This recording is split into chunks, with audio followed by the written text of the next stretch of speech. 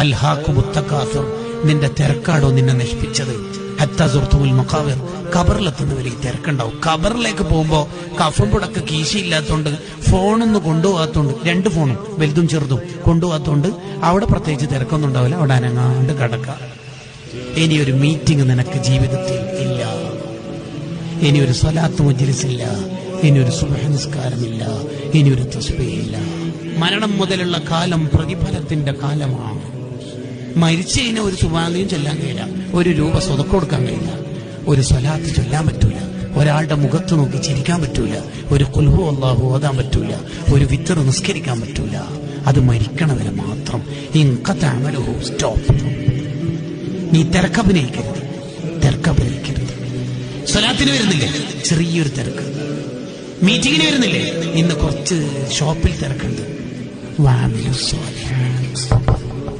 പണിയെടുക്കണം.